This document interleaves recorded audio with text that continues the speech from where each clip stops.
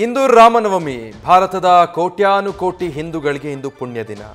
ಜಾನಕಿ ರಾಮ, ದಶರಥ ನಂದನ, ರಾಜೀವಲೋಚನ, ರಘುಕುಲ ತಿಲಕ ಹೀಗೆ ನಾನಾ ರೀತಿಯಲ್ಲಿ ಭಕ್ತರ ಮನದಲ್ಲಿ ನೆಲೆಯೂರಿರುವ ಶ್ರೀರಾಮಚಂದ್ರರ ಜನ್ಮದಿನ ಇಂದು. ದೇಶದೆಲ್ಲೆಡೆ ರಾಮನವಮಿಯನ್ನು ಅದ್ಧೂರಿಯಾಗಿ ಆಚರಿಸಲಾಗ್ತಾ ಇದೆ. ರಾಮನವಮಿ ಎಂದೇ ಶ್ರೀಲಂಕಾ ಪ್ರವಾಸದಲ್ಲಿದ್ದ ಮೋದಿ ಭಾರತಕ್ಕೆ ಮರಳುವಾಗ ರಾಮ ಸೇತುವೆಯನ್ನು ವಿಮಾನದಲ್ಲಿ ವೀಕ್ಷಿಸಿ ಆನಂದಿಸಿದ್ದಾರೆ.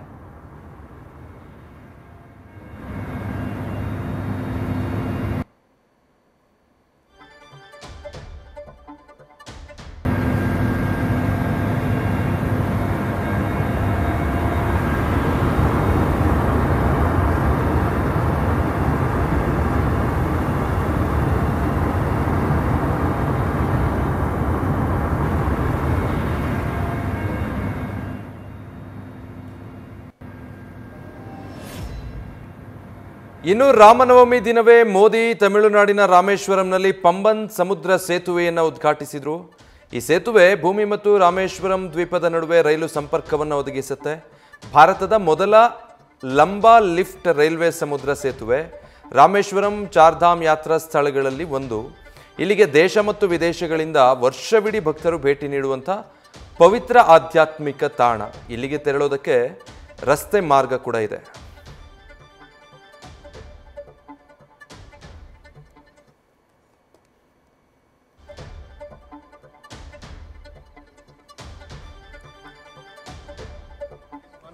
Most important bridges. It's the first vertical lift sea bridge, and for railways as well as for Tamil Nadu, this is a major landmark, and this is the rich heritage of our Tamil culture, Tamil language, and the big work done by our engineers. I thank Honorable Prime Minister Shri Narendra Modi ji for inspiring us to do this kind of very important bridge. Amman Bridge is one of the most important bridges. It's the first vertical lift sea bridge, and for railway. ಭಾರತದ ಮೊದಲ lift bridge ಇದು. ಮೊದಲ lift ಸಮುದ್ರ ಸೇತುವೆಯನ್ನು ಇವತ್ತು ಮೋದಿ ಲೋಕಾರ್ಪಣೆಗೊಳಿಸಿದ್ದಾರೆ. ತಮಿಳುನಾಡಿನ ರಾಮೇಶ್ವರಂ ಬಳಿ ಇರುವಂತಹ ಪಂಬನ್ ಸೇತುವೆ 1914ರಲ್ಲಿ ನಿರ್ಮಾಣ ಆಗಿತ್ತು. ಇಲ್ಲೊಂದು ಸೇತುವೆ ಇತ್ತು. ಈಗ ಅದರ ಪಕ್ಕದಲ್ಲಿ, ಅಂದರೆ ಅದು ಬಹಳ ಹಳೆಯದ್ದಾಯಿತು ಅನ್ನೋ ಕಾರಣಕ್ಕೆ ಈ ಹೊಸ ಸೇತುವೆಯನ್ನು ನಿರ್ಮಿಸಿದ್ದಾರೆ.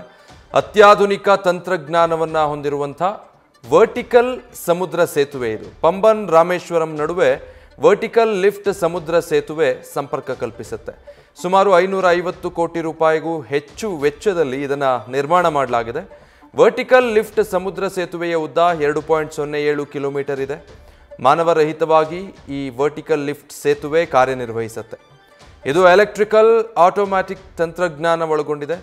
99 ಸ್ಪ್ಯಾನ್ಗಳು 72.5 ಮೀಟರ್ ಉದ್ದದ ಲಂಬಾ ಲಿಫ್ಟ್ ಸ್ಪ್ಯಾನ್ ಅನ್ನು ಹೊಂದಿದೆ. ಸಮುದ್ರದಲ್ಲಿ 17 ಮೀಟರ್ ಎತ್ತರಕ್ಕೆ ಏಳುವಂತಹ ಸಾಮರ್ಥ್ಯವನ್ನು ಈ ಲಿಫ್ಟ್ ಹೊಂದಿದೆ.